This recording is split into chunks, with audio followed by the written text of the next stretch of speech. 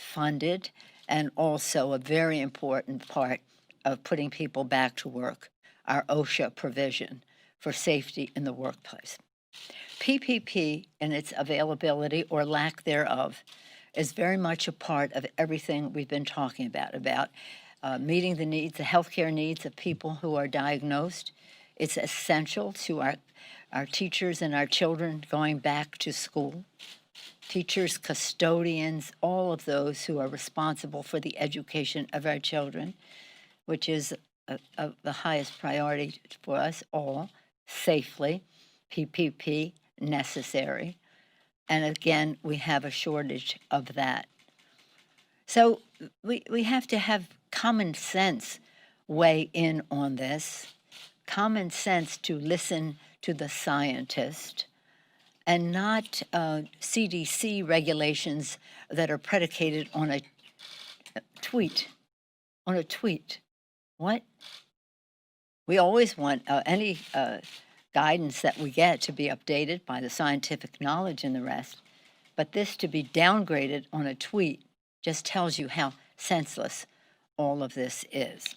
As we're gathering here this week, many things are going on. The Appropriations Committee is meeting every day starting Monday of the next 2 weeks, putting together our appropriations bills, which, as you know, must be passed by September 30th. That's the deadline. The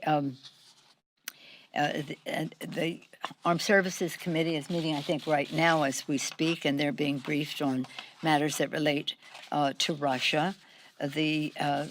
Right now, today, I guess it is continuation of the work of the Energy and Commerce Committee that is having its hearings, appropriations, Homeland Security. Oh, these are the subcommittees of appropriations.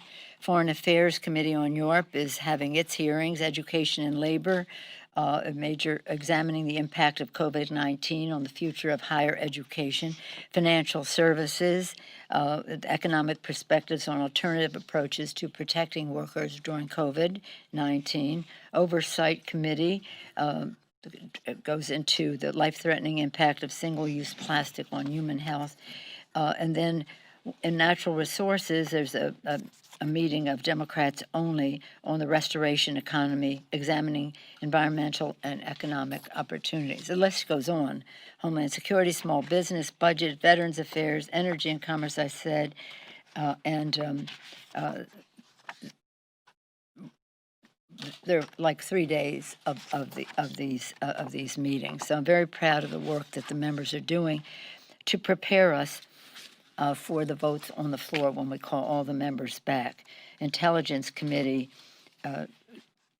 when we come back, we'll be marking up the intelligence bill, but it is all in the works now. So we're getting ready for when they come back, and when as I say, many of these meetings are virtual, some are hybrid, some are actual, all of them important.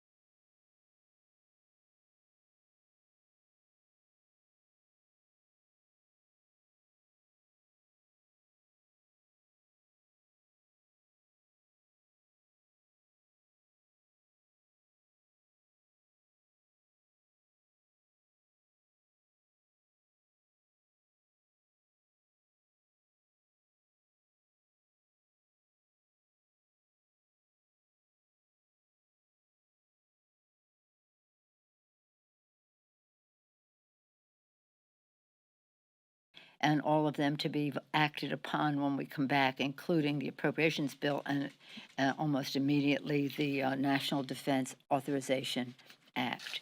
The urgency, it's more than urgent. It's so necessary and so obvious of the HEROES Act demands. It's an imperative that we put something together that passes out of the Congress, signed by the president by the end of July, so that we are people who have uncertainty in their lives because of unemployment, uncertainty in their lives because of just not having resources, will have the comfort of knowing, and therefore the consumer confidence to spend, which is so important. But anyway, it just very eventful time. Sad about the 16th week of people applying for unemployment insurance. Carefully reading the Supreme Court decision and responsibilities for them that they lay out for the Congress, which we will abide by in the lower courts. And again, 7-2, even the president's appointee saying, President of the United States is not above the law. Any questions? Yes, ma'am. Yes, Leader McConnell said this week in Kentucky that he's open to direct payments, another round of direct payments to individuals making under $40,000 a year. Can you tell us if you've spoken with him about this? It seems like a departure from his initial comments where he was saying we need to wait and see before there's more spending. And now does that make you more open to liability protections in a next relief bill? No, let me just say this. Every day you see them opening up more. We get overtures about, can this be in the bill, can that be in the bill, because they know there has to be a bill. What is doesn't measure up is, it can only be $1 trillion. No, we need $1 trillion for state and local. We need $1 trillion, another $1 trillion for unemployment insurance and direct payments.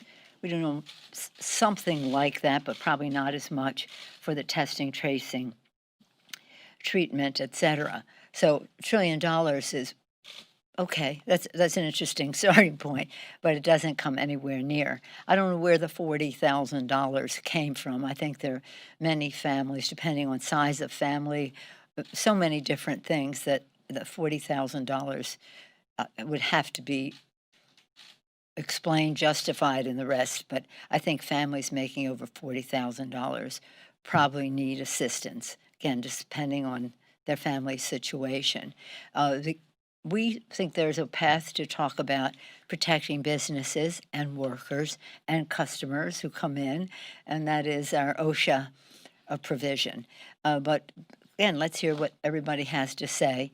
But don't say, you all have to go back to work, even if it isn't safe. And by the way, we're removing all responsibility from the employer. I mean, that's, no.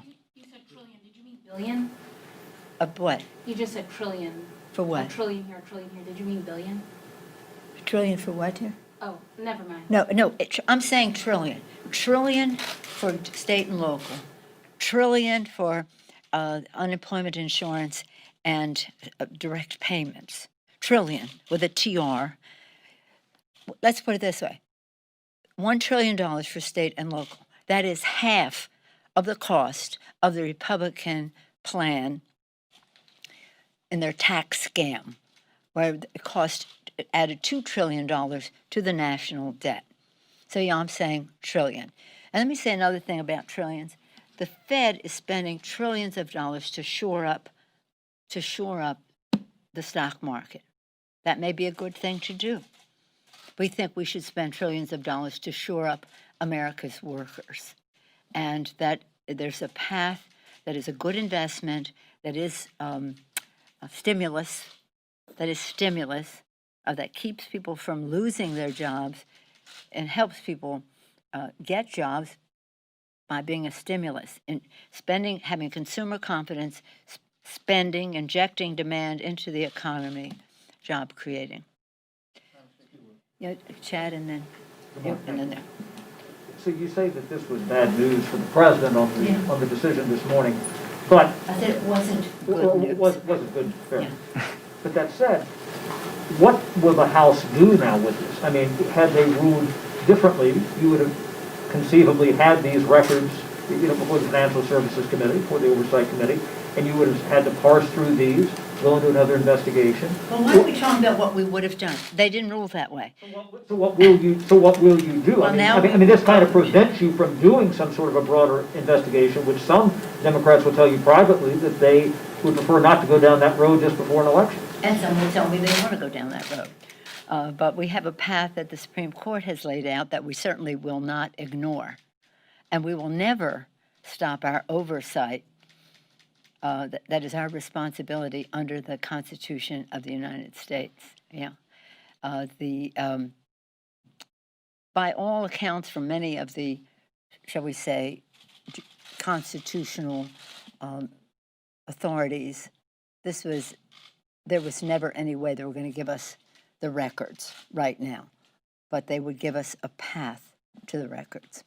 Yes, sir. Speaker Pelosi, I think it's very unlikely you're going to see these before the election. It's very Right. also unlikely that the New York case, the tax returns will go before the grand jury before the election. So are you disappointed that Congress and the American public will not see these records, almost certainly will not see these records before November? Well, thank you for that question, because it takes me to what was really important about this decision. This isn't so much about the president's records, although we'd like to know, how Russia funded his operation all those years. But that's not what was at stake. What was at stake is the president above the law. Is this court, a court friendly to the president, going to rule in favor of the executive branch and say that there is no congressional oversight, undermining our system of checks and balances? So for us, that was what was important, and what is at stake is the system of checks and balances, as I say in my statement, the genius of the Constitution. If, in fact, they would have ruled that he is not above the law, I mean, that he can do whatever he wants without any oversight from Congress, that would have been just devastating, to tell you the honest truth. And we would still fight it. We would still fight it because they would have abandoned all precedents and the rest that has ruled in favor of Congress having oversight authority. However, they did not. And the victory is for the Constitution of the United States. The process will take longer, but that's not what what was truly important here. All I kept thinking is our founders did this magnificently, the separation of checks and balance, the separation of power, co-equal branches of government, and the court sustained that this morning. Yes, sir. Given the unemployment situation and the rise in cases in the past couple of days, do you think it's possible to extend that unemployment benefit separate from the HEROES Act or some other package that you may have to work out before the end of the month? The people ask me, is it possible that you could do the state and local separately, or acknowledging the horror of what's happening with the spikes in the coronavirus? Would you do that separately? They really are all connected. They are all of one piece. We will be working on, and our budget committee has been making progress on this, on how we have stabilizers, so that if you reach a certain unemployment rate or whatever measure is appropriate to the action required, that it would automatically happen, so that there's no doubt. But this unemployment insurance uncertainty is devastating to families. So I don't know. I don't know if that's the easiest thing. I don't know that they support unemployment insurance. But I do think that they will eventually support state and local government. And they're going to have to come around to something on COVID. And by the way, much of what we have on these testing, tracing, treatment, et cetera, relates to addressing the disparities in our community, how low-income families and people of color suffer in a disproportionate way because of their predisposition to it, because of their lack of access to testing early enough and the rest. So every piece of it is critically important, and there's no reason why we should we just ignore testing and let this thing go? Should we just say to state and local, too bad, fire people, diminish services to your populations, and also raise taxes? I mean, this is a very well thought out initiative, and it's all connected. Open up the economy, test, treat the people, honor our heroes. It's all connected. Any other women who have a question? Yes, ma'am. You, here. Thank you, Madam Speaker. So you were just talking about congressional oversight. So my question is about the United States withdrawal from the World Health Organization. Since you mentioned that the defund from the organization would be illegal, would House Democrats planning to take any action? We are putting together our appropriations bill now. I think the president's withdrawal from WHO is senseless. It's not only about the coronavirus, it's about polio, it's about other afflictions, diseases, diagnoses that we have worked together to try to eliminate or diminish. So I think it's senseless. As you know, it doesn't become effective until next summer, 2021, I think it is July. We'll be addressing it in our appropriations bill that is being written this week and next to counter that. Yes, sir. Speaker Pelosi. On Tuesday, the HHS appropriations markup, Congressman Cole criticized the fiscal spending year, or next spending bill, for forcing family planning guarantees to provide information on abortion to all pregnant women they serve, regardless of their religious belief. I just wanted to get your thoughts on that. I haven't seen that. I don't know what he said about it, but when I see it, I'll let you know what I think of it. There's also a push to be able to take out the Hyde Amendment. Well, let me just say this about the Hyde Amendment. For 40 years, since I was not even in Congress, I have been dismayed by the injustice of the Hyde Amendment. It just discriminates against poor women, and largely they are women of color. And so I don't know if that relates to that. I don't know what that is. I don't think that it's in the bill. I don't know. You'll have to. It's not in this bill, but there was a push to possibly remove the Hyde Amendment in the coming spending bills in the years to come. Well, what are we talking about the years to come? I myself would like to see it gone. I think it's gravely unjust, but it's not in this bill, as I understand. So what was he complaining about? Something that wasn't in the bill? No, he was complaining about criticizing that that family planning guarantees to provide information on abortions to all pregnant women that they serve, regardless of their religious belief. I don't even know what you're talking about. I mean, I just don't. And I'm an appropriator, and I served on Labor HHS for many years. And I'm very close to the issue of family planning, being a mother of 5 in 6 years to the day. the Hyde- Yes, I know Hyde something Amendment about gone. this, but I don't know what he's complaining about there. Yes, ma'am. Madam Speaker, this question is close to home for you. The city of Richmond is obviously in sync with your desire to get rid of Confederate statues, but in Baltimore and Little Italy, the statue of Christopher Columbus was removed or taken down. And I wonder if you have anything to share about that. Well, I'm not a big, I don't even have my grandmother's earrings. I'm not a big, let's see what we have in terms of monuments in this. I'm more interested in what people have accomplished. I think that it's up to the communities to decide what statues they want to see. But I think that it's very important that we take down any of the statues of people who committed treason against the United States of America, as those statues exist in the Congress of the halls of Congress, in the rotundas, not the rotunda, I don't think, but in the statuary hall and the rest, where some of them are. But I'm not one of those people who's wedded to, a statue to somebody someplace is an important thing. I don't, again, if the community doesn't want the statue there, the statue shouldn't be there. That doesn't diminish my pride in my Italian-American heritage and the fact that it was a country discovered by an Italian, named for an Italian, Amerigo Vespucci. So I have that pride, but I don't care that much about statues. Respectfully, shouldn't that be done by a commission or the city council, not a mob in the middle of the night throwing it into the harbor? People will do what they do. I do think that from a safety standpoint, it would be a good idea to have it taken down if the community doesn't want it. I don't know that it has to be a commission, but it just could be a community view. And sometimes it's something that's been there, that view has been there for a while. But let's just say, I always say to young people children who come to the Capitol, when you look around, you see statues to people in Washington, monuments and the rest, who we respect, Washington, Jefferson, Lincoln, heroes.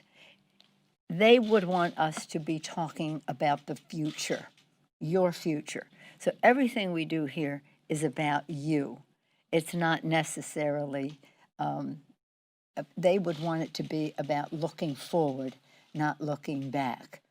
So let's just think about what are the values, the vision, the perspective that we enshrine, and how that benefits our children, rather than having a big fight about was somebody worth it.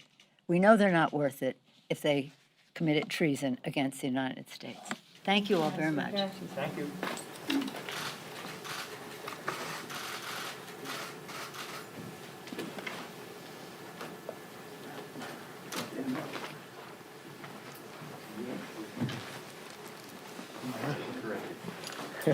Yeah, you got them. You got them.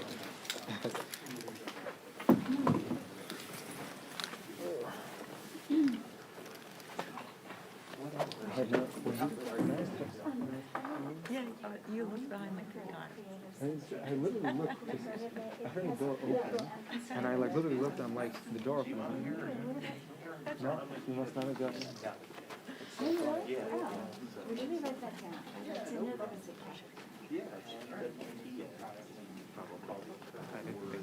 Now you got it from everyone. Ask questions. Like 2 minutes. She likes she literally will say days where before COVID, it was like packed. It was like me and like 4 dudes sitting around. And she's like, I don't know, she's like, I'm going to read. And I'm like, Yeah.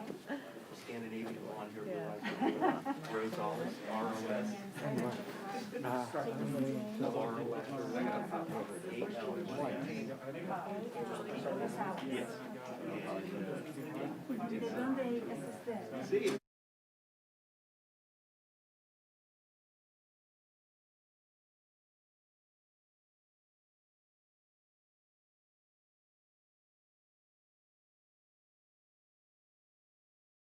Okay, so that's the wrap up there. I want to take everybody out to New York City right now. This is happening live as we speak, right outside of Trump Tower, where they are right across the street putting a Black Lives Matter painted in yellow on the roadway there, right outside of Trump Tower. They said this was going to be happening, and there it is. We are seeing it right now. They have city crews, and also it looks like some organizers with Black Lives Matter as well. And this is a roaming camera, but it's happening right now. If we get some aerials, we'll bring it to you right here on News Now as well. Let's continue on here on coronavirusnow.com while we do wait for some more live events to happen.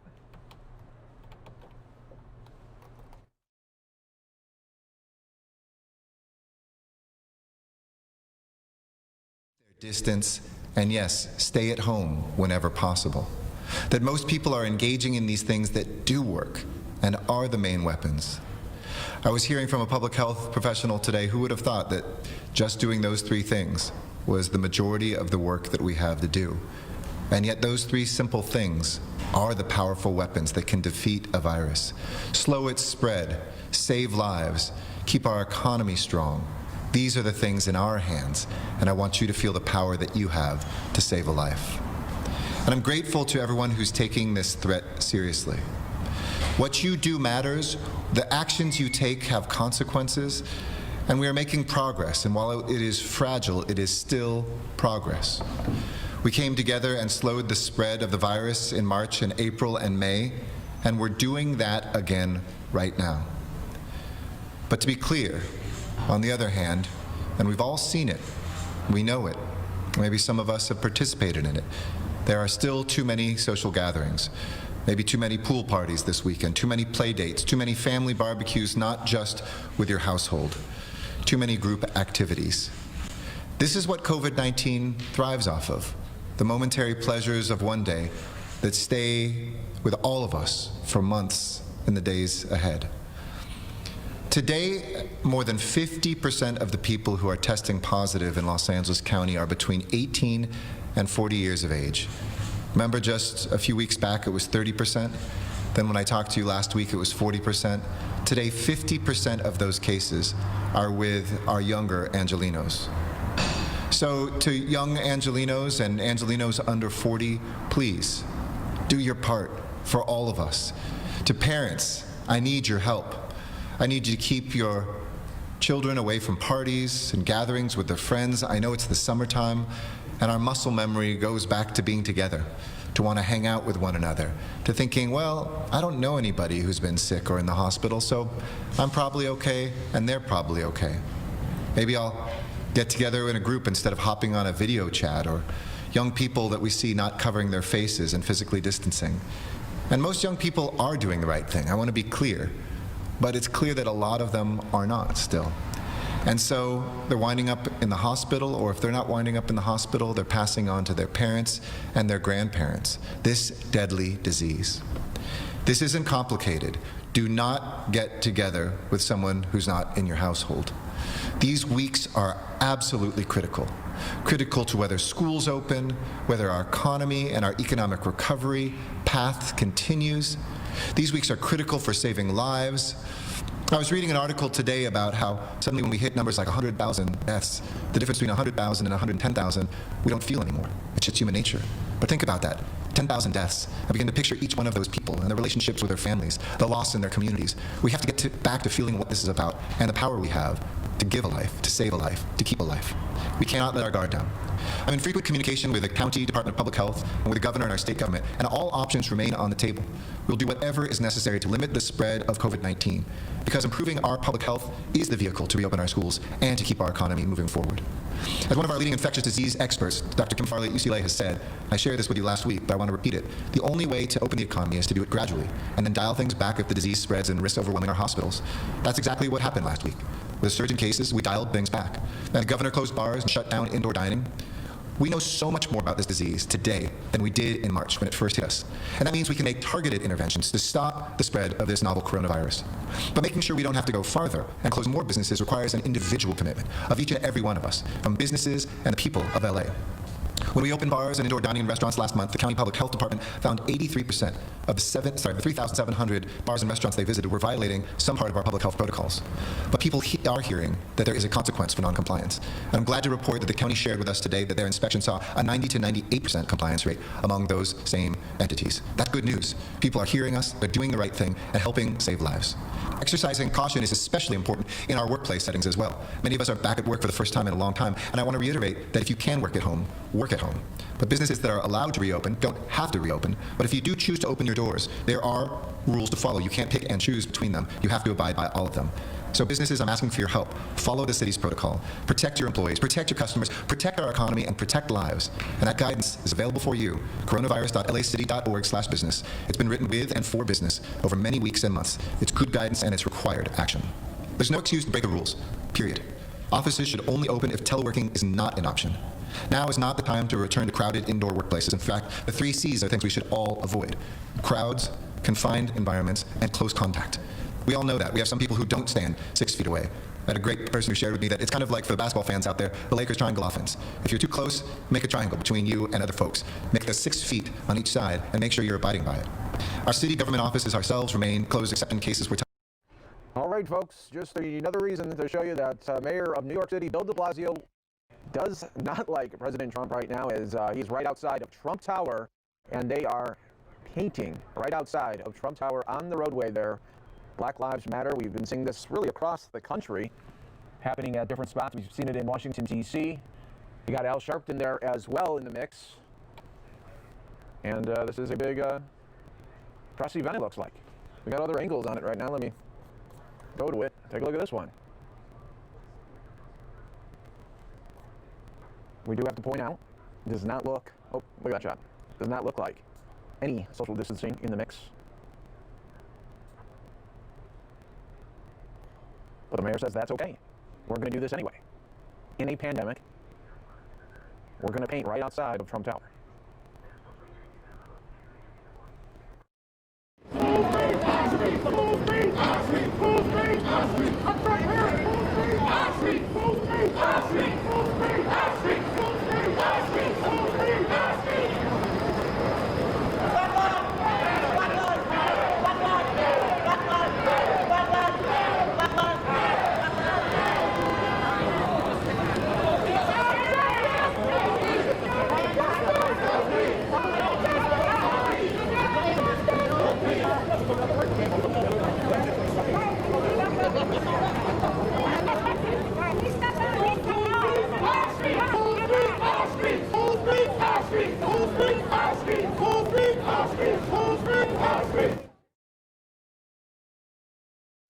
Well, Madam Mayor, thank you so very much for inviting me today to participate in this press conference.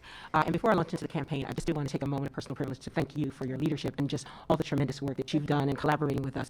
You and Dr. Nesbitt and your entire administration have really been essential to us really feeling not only engaged with you, but as a national leader. So thank you for that. I've never been so proud to be a DC girl. Thank you very much for that. As the mayor mentioned, the DC hospitals have come together in a Don't Delay campaign to really begin to bring the word forward in terms of the importance of not delaying your care. We want to ensure everyone and reinforce that your health must be a priority, that our hospitals are safe and that our doctors are ready and willing and ready to make sure that we are providing you with the care that you need and when you need it.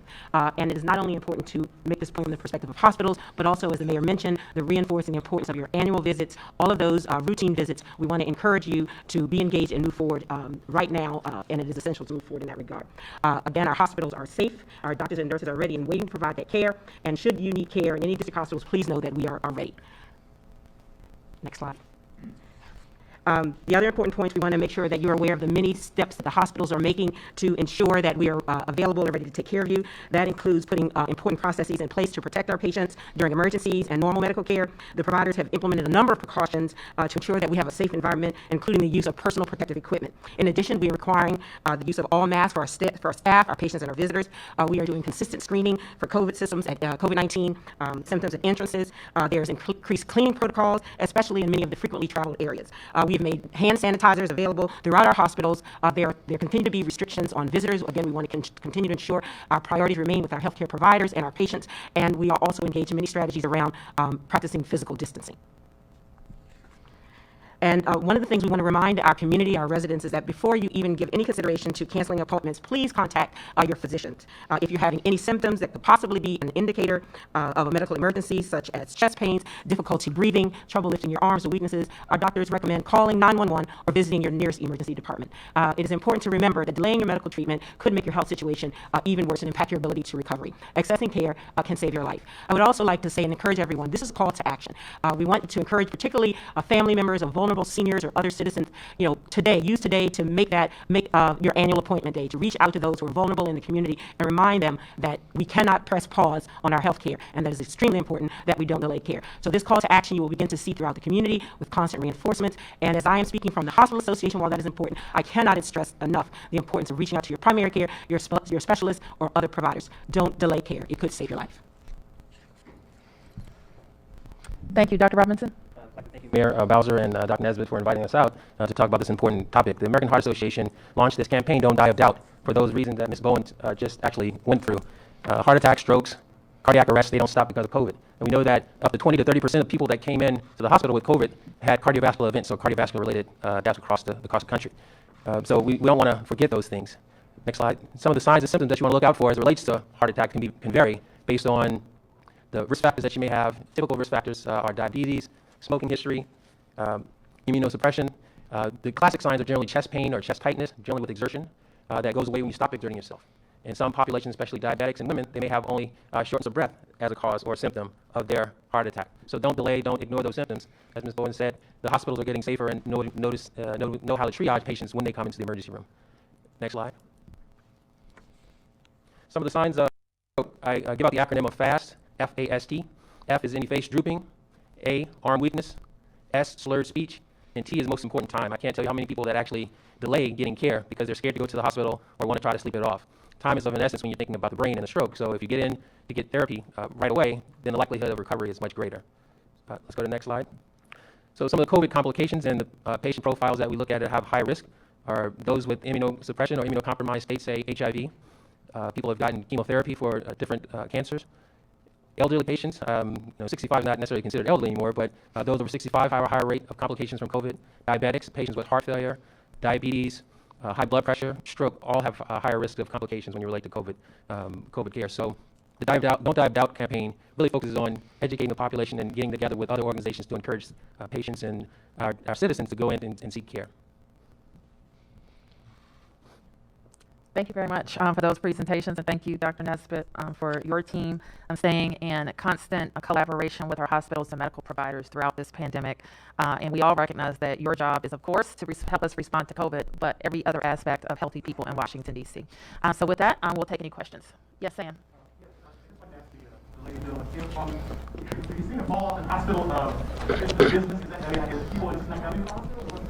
I'll go first. Yeah, we have seen a decline in hospital utilization for many of our routine and other procedures, and we recognize that there are concerns and perhaps fear around utilizing the hospitals, and we want to reinforce as part of this campaign the importance of continuing with your routine care, but that the hospitals are safe, a safe place for you to be, and that our first priority is there protecting your health. Roughly 20 to 30% when you're looking at cerebrovascular events or stroke, down by 20% or so, and presentations for chest pain and heart attacks around 30%. And those conditions don't go away. Other conditions, say someone with abdominal pain who may have a treatable cause like an appendix rupture or something that could be more catastrophic, people are staying away from the hospital, and I've actually had to convince patients to go in and get care. That's the whole point of this Don't Die of Doubt campaign. More definitively, and I believe you've asked this question of us a while ago, and I informed you that it was difficult in the very early stages of a pandemic for any state to be able to answer that question, and you need to have more time go by before you can look at your vital records and vital statistics. We've now been able to do a comparison looking at the same time period last year from January to May of 2019 and January to May of 2020, looking specifically at DC residents, and we've been able to look at what we would consider to be excess deaths. And we've seen a 40% increase of what we would quantify as excess deaths comparing January to May of 2019 to January to May of 2020. About 54% of those deaths are related to COVID, right? So we come here and we present every day the number of individuals who have lost their lives related to COVID-19. So 54% of those deaths, those excess deaths, are related to that. We've lost over 550 district residents to COVID-19, and their deaths will be classified as that. But 46% of the excess deaths that we've seen in the district are not related to COVID-19. So that means that we have to be looking at, well, what are the other causes of excess deaths that we are seeing in the district that could have been avoidable or excess? They're in excess of what we would see in the normal variation. And those things are related to pneumonia and influenza that aren't, again, we haven't been able to identify that individual had a positive COVID-19 test. Cerebrovascular disease, as Dr. Robinson has mentioned, is one of them. Diabetes is a diagnosis that we're seeing people die of in excess of what we have seen in past years, and even if we look at what is the normal variation in a 5-year period. Cancers is something that we're seeing in excess of, and overdoses is also something that we're seeing in excess. Interestingly, in the same time period, we've seen almost a 50% decline in other accidents. So we've been able to do that analysis, and it's extremely important that people yield and listen to the advice of Ms. Bowens and Dr. Robinson, and recognize that it is extremely important to recognize that our hospitals and healthcare facilities have taken extreme precautions in terms of making sure that they are triaging people at the beginning of their visit to understand how to segment the population for those who are presenting with a COVID-related sign or symptom, to separate them from individuals who are presenting with other urgent and emergent issues, that people are consulting with their physician if they have a chronic health condition, to make sure that that chronic health condition remains managed and under control, so that if you have high blood pressure, you keep your risk of stroke and heart attack low, so that you don't become one of these excess deaths. And then we also have people who are going in for their annual visits and preventive care, so that we can diagnose these cancers that can become life-threatening for people and lead to an excess cancer death if they are not diagnosed timely and treated appropriately. So it's critically important that people recognize that pandemics have the potential to lead to a premature loss of life if people do not continue to seek the type of health care that is necessary to preserve life. It is not appropriate or helpful for individuals to be fearful of the doctors, nurses, and allied health professionals who can give them great advice and help to save their life. Okay, so that's what we want people to be able to understand. One thing I did ask you, Dr. Nesbitt, months ago, and you said that there was not enough data.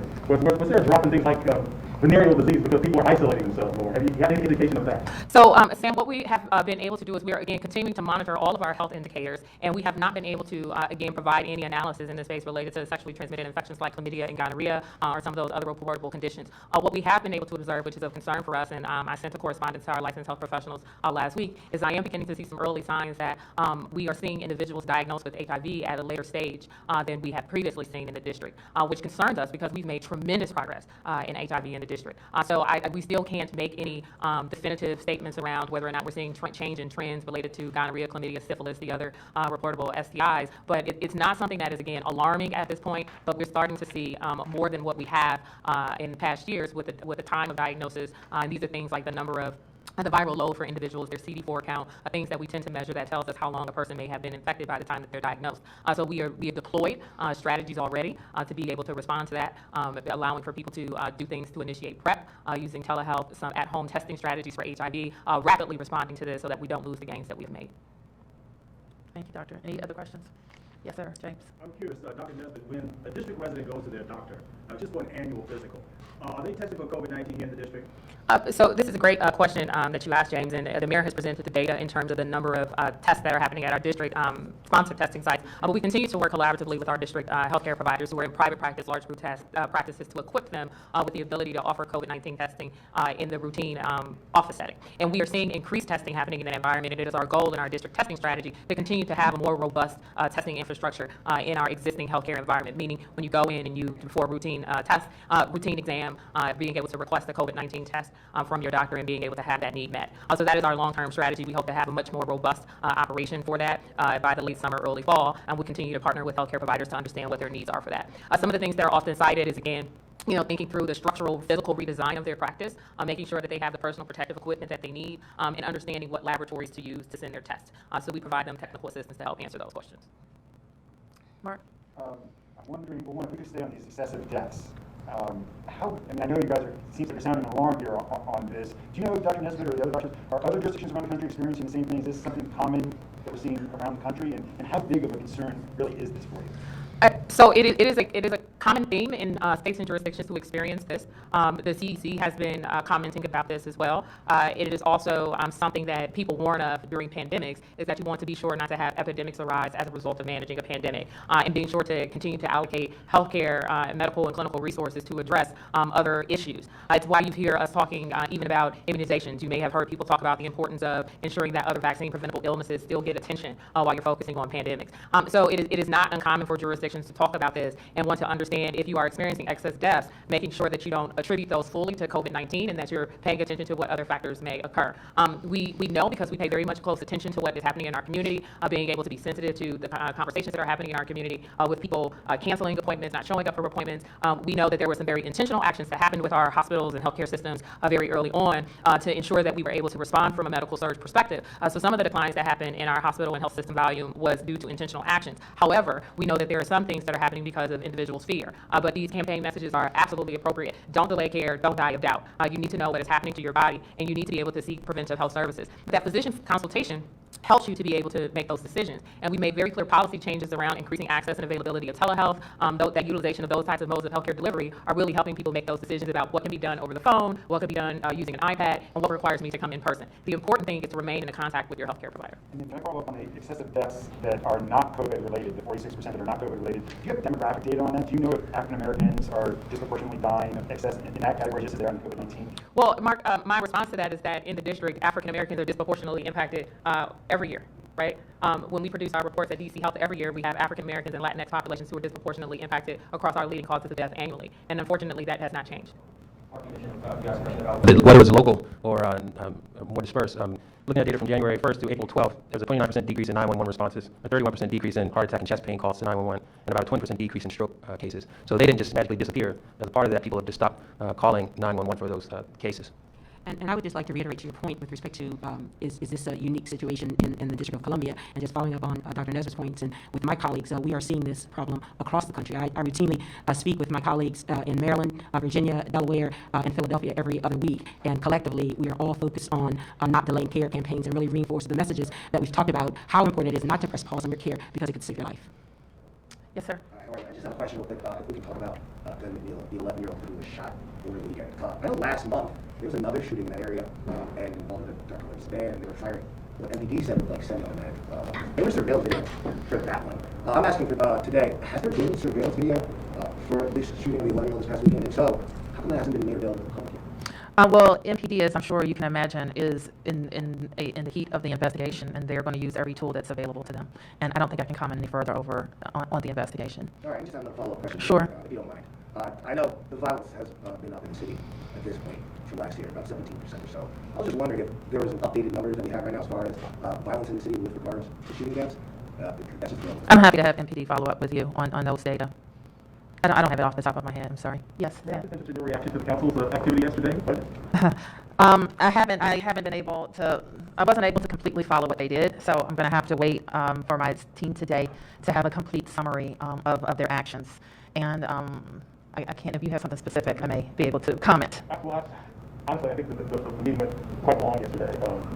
I'm just interested in the police area. Did you have any? Well, I think you know, Sam, that the council indicated that it would be slashing the budget for MPD, which I think they followed through on. And in that regard, it appears to me to be a shell game, that they're moving dollars around from this to that. And we're going to have to dig into it. What it also appears is that the amount of the cuts will mean that our force strength will go down in the upcoming year to levels that it was at in the 1990s. And that, to me, is very unfortunate. And I think if those actions, or if that's what happened yesterday with the budget, they made the district less safe. But the indication I got was that some of the things that they proposed, but kind of the non-monetary things, that meeting with you, a lot of that stuff is not actually taking effect. Am I right? I mean, I'm sorry, I can't follow what you're asking. But the council members meeting with you kind of at least put on hold some of the things that they wanted to do in terms of changing policing in the city? If you're referring to their emergency bill, again, I'm going to want to look at exactly what they did yesterday before I can comment on the emergency action. Yes, sir. Mayor Bowser, you've been very firm in terms of taxes, saying basically we really don't need to raise taxes or implement taxes during this period of time. The council did otherwise in terms of the gas tax and in terms of upper income Washingtonians. Could you comment a little bit on that? Yes, James. So what I want to be very clear about is that we were faced between this year and next year with over $1 billion worth of revenue losses. And we submitted to the council a balanced budget. And we balanced that budget carefully, prudently, with a mix of reductions in services, with sacrifices on the part of our employees, with prudently using our reserves. All with the eye that we have to weather this year and next year, that our recovery is uncertain based on the best information available to us, and that we were still, even with all of those challenges, able to robustly invest in public education, which we know is going to take a lot more to bring our kids back and to help them with the gap in in-person learning. We were still able to invest, as I've committed over the last 5 years, over $100 million in affordable housing. We were still able to propose ensuring that we have a diverse police department by expanding our MPD cadet program. We were still able to invest in our public libraries. So all of those things we were able to do in a budget that revenues decreased by over $1 billion without raising taxes. And I've said before, and I'll say now, I have no problem whatsoever going to DC residents and saying, as your mayor, with all of the information that I have, I think we need more revenues to run our city properly. I have no problem saying that. But I don't think that we were in that. I know for sure we're not in that position right now with this budget because we have a lot of tools at our disposal to balance without doing that. I also know that I can't see the future. And upcoming, maybe as early as August or September, or maybe by next year, we might have to revisit this budget because our revenues dive more. And if that's the case, where are we going to go to balance then? So that's why I urge the council not to resist the temptation to create new programs and new spending and raise taxes to do that at the same time that we're cutting our employee salaries, not cutting their salaries, but cutting their growth, and at the same time that we're cutting back on other programs. It doesn't make sense to me to raise taxes to support new spending. Yes. So if I could ask some specifics about the budget. Sure. Yesterday, 10% increase on gas per gallon. I mean, I know what you said overall on taxes, but just the specifics that were given preliminary approval yesterday. The gas tax and then the 3% tax on advertising sales and sales of personal information. What do you think about particularly the gas tax, of raising the gas tax? Well, I have to tell you that there was very little discussion about either. I don't recall it coming up in the committee discussions. I don't recall it being discussed publicly so that residents or small businesses could weigh in. So I think that it's just problematic from that point. And I'm not that familiar with the council's analysis on the impact that this will have on DC residents or small businesses. So I would want to fully understand what their analysis shows. Generally speaking, the gas tax in DC doesn't raise that much because we have very few gas stations. So a lot of times what will happen is DC residents will go to other places close by to buy gas. So I think that this one probably doesn't have that much impact on DC residents. On the ad tax, I'm similarly concerned because all I hear about is our local newspapers being crunched because nobody is advertising right now. So then to add another cost on that, I think may have a very negative impact on local news. And then can I ask about the police reform emergency legislation that I guess what you were set to sign yesterday, but we did that. Now it appears from reporting and what we've seen yesterday that Councilmember Allen and the council acquiesced to many of your concerns with that emergency legislation. So I guess the question to you now is, will you sign it and when will you sign it, putting that into effect? Well, let me first, before I talk about the substance, and again, I want to read it before I comment on it. But the council, and it's every council meeting, they don't take a vote on Tuesday and then have a bill. I don't have a bill in front of me to sign, so I want to be clear about that. Sometimes they give me the bill in a couple of days. That's rare.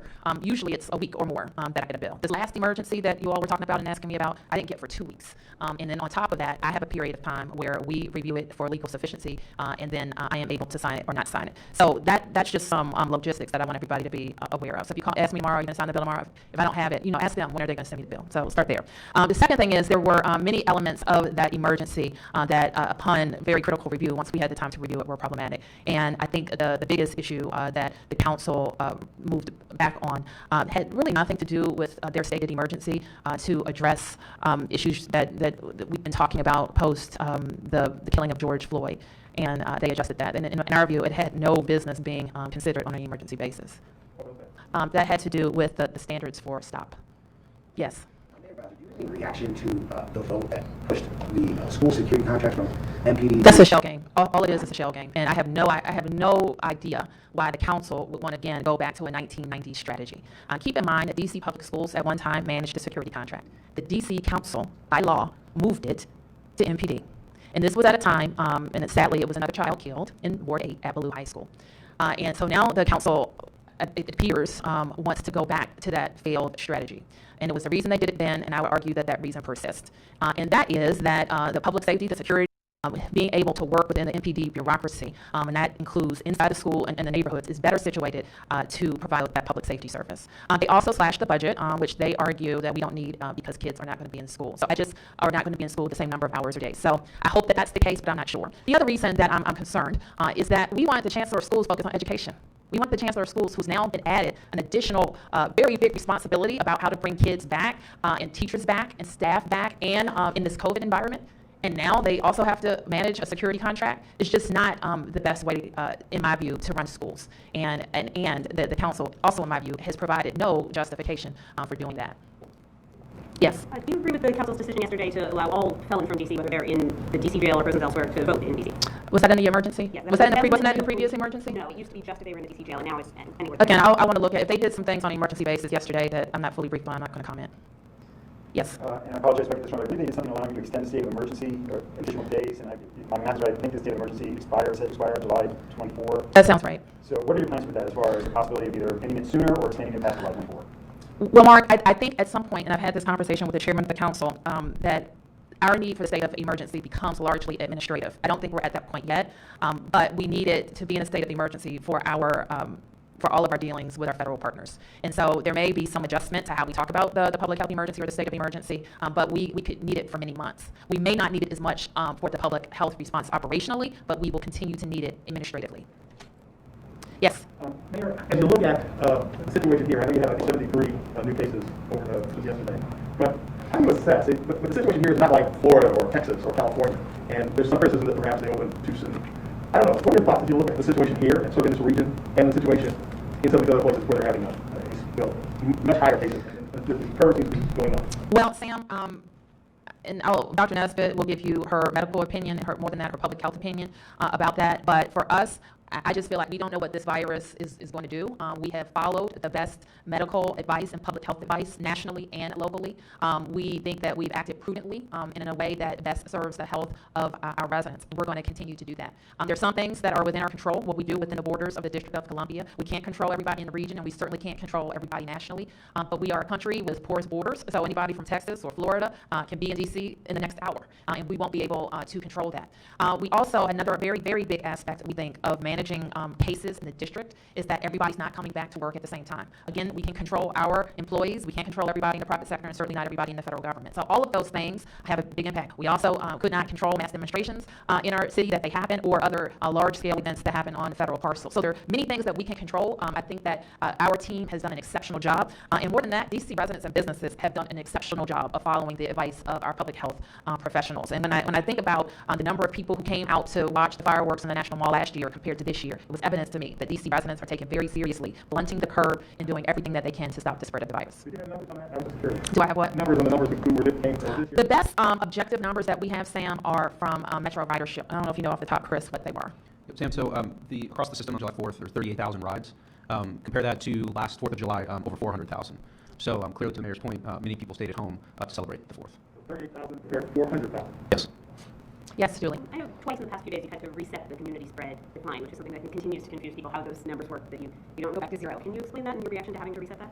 We've explained it a number of times, but let me just say, I think what's really important with this is that this isn't, I read something yesterday, I can't remember which article, that seemed to suggest that we could hit phase 3 when we hit 14 days of community spread decline. And Dr. Nesbitt has been very careful, in fact, emphatic, to say that isn't the goalpost for entering phase 3. So if I could ask Dr. Nesbitt to talk about that, because I know we've been in the first, I get why people are want to do that because we've done it for the first 2 phases, but there's more that we need to know for phase 3. Yes, thank you for that, Madam Mayor. And it's something that we want people to understand. And as I thought about how to make this even clearer, is that if we get people to understand that there's a quantity and a quality to how we assess and evaluate where we are from a public health perspective. The counting of the 14 days is for us to look at the quantity of what is happening. But we also have to assess the quality of what is going on, which is why we add additional metrics, and why we say there's more than one metric that helps us make decisions to advise when it is appropriate to move into phase 3. Continuously only observing the 14 days of decline and saying, well, as soon as the district makes 14 days, they should move into phase 3. We have cautioned against that for every phase, but people still only want to look at that. But you're missing the whole point of the quality of what the pandemic looks like in the district. You're missing the ability to understand what widespread community transmission looks like versus localized transmission versus if you only have sporadic cases. If you start at 1,000, you can hit 14 days of decline and be at 900, right? And that still means the quality of what the virus transmission looks like at your community can still be exceptionally poor. You've got so much virus circulating in your community, it would be reckless and irresponsible to allow for high-risk activities like bars and nightclubs and other large-scale venues to open. So that's the thing that people have to really understand about this. We're going to move into phase 3 as soon as we hit 14 days of decline. It's the same thing we cautioned around with phase 2, and we explained the technical things that were happening with our new contact tracing solution. So that's what I really want people to understand about that. In terms of the resetting, we've explained to you too that as we get new data, more people are getting tested, that there's going to be periods of time where you have to reset. We've explained the complex statistical thing. I don't know how else to explain it over and over again. So I think at some point we're going to have to acquiesce and recognize that some people will grasp it, some people won't, and you just look at the dashboard and see where we are and wrestle with that. So that's how I'll end that. Okay, a couple more. Mark. Mayor Bowser, ACLU just released a press release and video from the protest outside Black Lives Matter Plaza, which appears to show MPD officers dispersing and using munitions against protesters, which they say contradicts Chief Newsom's assertion that the day the president moved to St. John's Church, MPD did not participate in that move, did not deploy munitions. Where was the video from? ACLU just released it. But where was it? What did it show? It was at Lafayette Square? It was, yes. Okay, I'll have to look at that. I'm not familiar with that video. Have you got any updates that would make it clear to you whether or not what DC MPD's role was that day, that in fact maybe they did participate in helping the president make that move? No, I have not gotten anything that would suggest that. Yes. Yes, I have a question for Dr. Robinson. Dr. Robinson, there are some in the community who believe that the way you get a heart attack is through 2 modes. Number 1, you're too old, and number 2, you work too hard. And with those type of perceptions, what is the best way for a district resident not to get a heart attack during the COVID-19 period? Well, that's certainly a myth, because I have patients that are unemployed that have heart attacks and that aren't as stressed out, and people that are in their 30s.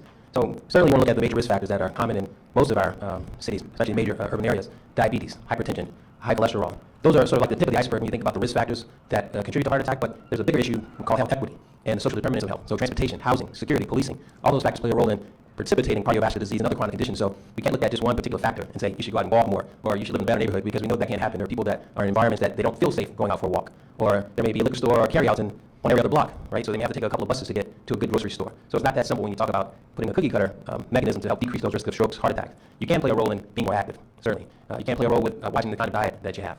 It's not always more expensive to eat healthier when it comes to that factor. So it's a community, it's a group effort that will have to help, as I said, policing, housing, transportation, food securities or food insecurities that will have to play a role in helping to reduce that. And let me just say this is that in like a year's time, I lost 3 people in my circle to heart disease or heart attack who were all less than 50 in a couple cases in the early 40s. And one was a woman. And so I just want to, at that point in time, for everybody that I knew, I always asked them the question, have you had a checkup? How's your blood pressure? Are you taking your medicine? Also, all of those things I think are huge myths. Young people drop dead of heart attacks, sudden death all the time. And we have to definitely dispel the myths of only being elderly, and only being a man, or only being this or that, to pay attention to your heart health and managing chronic illness. If you go to any dialysis center in the city, you'll see younger African-American men and women in some of the dialysis centers, and some of the complications are from diabetes and hypertension. Okay, thank you very much, everybody.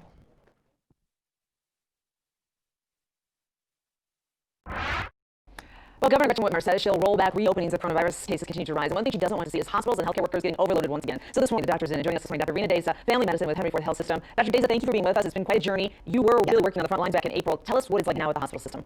Well, good morning, Dina. Thanks again for having me. I'm back in my clinic right now. I know I was deployed to the hospital for a good 6 weeks or so, doing inpatient work, doing ER work. But now back in the clinic, we're seeing patients coming back in for their chronic conditions, seeing sick visits. We're still doing a lot of virtual visits, which is very helpful for patients who are acutely ill. I want to talk about the numbers because that is what we get every day. We get a new total of people who are infected. We get a death toll every day. And the numbers are going down for the most part, at least here in Michigan. Do we take comfort from that? Do we say, okay, we beat this, we can go and live our lives now? Explain those numbers to us. This is definitely not the time to let our guard down. We have worked so hard to remain socially distant. We closed down our economy. This was all to control that massive surge that we had here in Michigan. And so definitely not the time to let our guard down. We still want to wear masks in public. We still want to remain socially distant. I know things are opening up and it's summertime and we want to get out there. Be smart about it. Make sure that you're remaining 6 feet apart. If you're ill, stay home. Let's talk about wearing masks. And we know that being outside, doctor, there is some UV protection that comes from the sun when it comes to that virus. And there's some ventilation. Describe the importance of wearing masks and where you should wear them. No, Dina, it's really the simplest thing we can do to help prevent the spread of this virus. One projection said that 33,000 deaths could be prevented by October if 95% of people in public.